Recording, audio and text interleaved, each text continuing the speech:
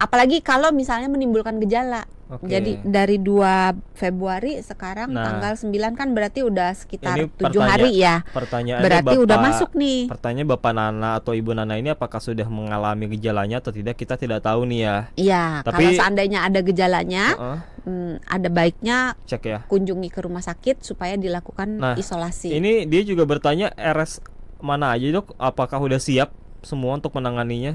Sebenarnya surat edaran dari Kemenkes itu sudah memberikan instruksi untuk kita semua bersiap gitu. Jadi udah ada mekanisme bahwa kalau ada kasus suspek pun itu sudah harus diperlakukan khusus dan termasuk laporannya. Termasuk fasilitas kesehatan juga ya, sudah bisa. harus.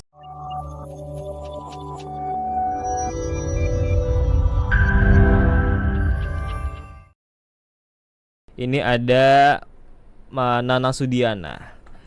Jika terpapar dok, berapa lama tanda-tandanya akan muncul atau terasa? Karena beliau ini kunjungan ke India pada 2 Februari minggu lalu. Lokasi yang dikunjungi itu Hazira Gujarat dengan rute yang dari Mumbai, Surat, Hazira. Tadi kami sudah melihat peta. Melihat peta ya.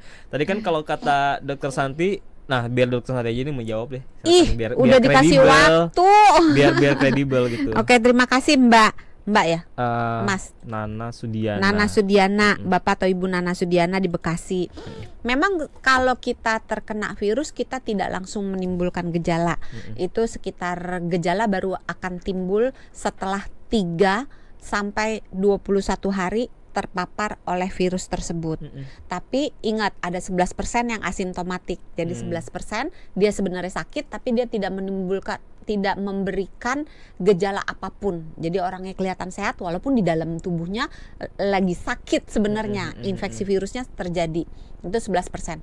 Kalau pada umumnya 3 sampai 21 hari, tapi beberapa kasus sebagian orang itu bisa sampai 45 hari, bisa sampai 60 sampai 2 bulan. 2 bulan berarti 60 hari gitu. Walaupun kebanyakan 3 sampai 14 hari. Nah, kami juga tadi sudah lihat petanya ya. Kalau Hazira itu kan lokasinya ada di sebelah barat ya. Sementara kalau yang tadi Dokter Santi bilang dekat Bangladesh itu ada di sebelah timur. Jadi cukup jauh ya lokasinya. Tapi berarti apakah masih ada kemungkinan tuh kalaupun lokasinya cukup jauh dari Bangladesh? Karena perpindahan orang antar orang dan kelelawarnya kan juga migrasi ya. Kelelawar bisa terbang juga gitu. Jadi kemungkinan tetap ada. Jadi apalagi kalau misalnya menimbulkan gejala. Jadi dari 2 Februari sekarang tanggal 9 kan berarti udah sekitar 7 hari ya. Berarti udah masuk nih. Pertanyaan Bapak Nana atau Ibu Nana ini apakah sudah mengalami gejalanya atau tidak, kita tidak tahu nih ya. Iya, kalau seandainya ada gejalanya, ada baiknya cek ya. Kunjungi ke rumah sakit supaya dilakukan isolasi. Ini dia juga bertanya RS mana aja dok, apakah udah siap semua untuk menanganinya? Sebenarnya surat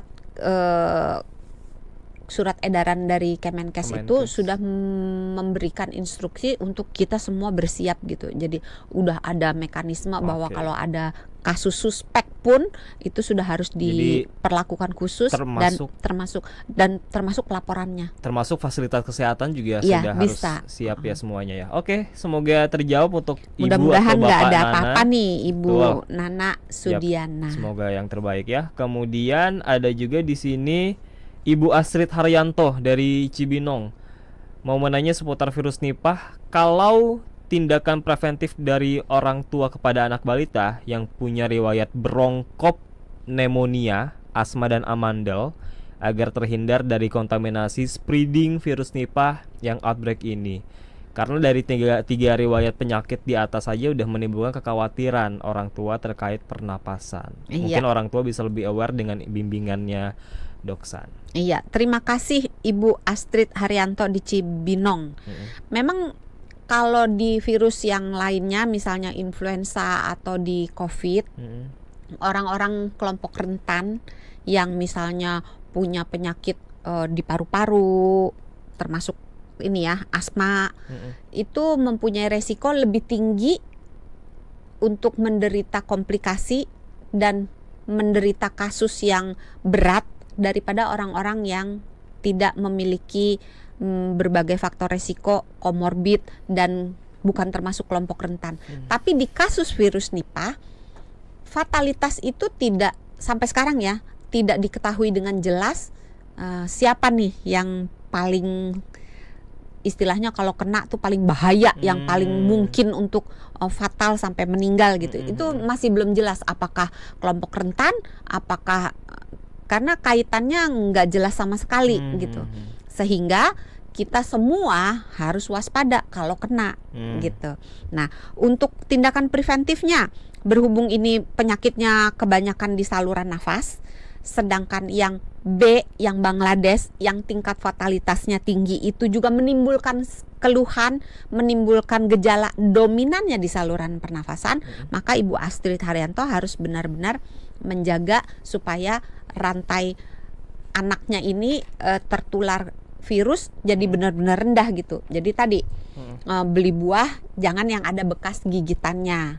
Terus kalau mau ngasih buah dan sayur itu sebaiknya dipotong, dicuci dulu.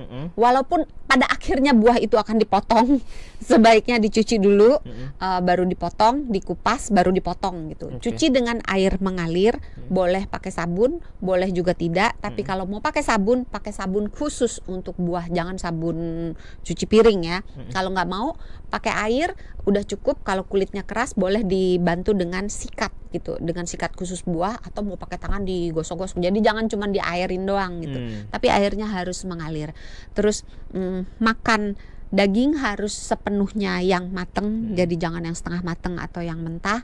Terus kontak dengan hewan, si hewan peliharaan ini, kalau punya hewan peliharaan sebaiknya dijaga supaya enggak ada kemungkinan untuk berkontak dengan kelelawar. Jadi kalau misalnya malam mungkin dimasukin ke dalam, karena kalau misalnya dia di luar nanti ada kalong lewat pipis misalnya gitu kan. Jadi dijaga supaya hewan peliharaannya juga tidak berkontak dengan kelelawar. Oh, kalau saya dijaga terus, dikurung terus tiap hari soalnya ikan. Iya juga ya, kalau dia lari kita bingung ya kalau dia lari. Ikan Mas Fauzi bisa lari. Nyanyi dong. Bisa nyanyi. Berarti ini penyakit tuh kategorinya SU ya, Dok ya?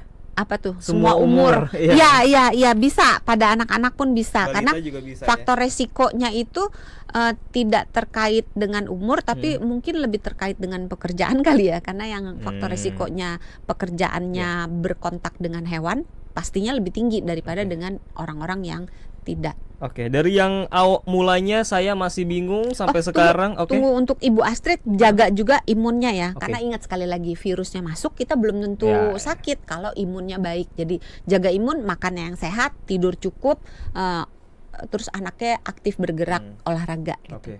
Dari yang mulanya saya masih bingung sekali, 0 sampai sekarang jadi udah tambah bingung. Tambah bingung. Oh, enggak.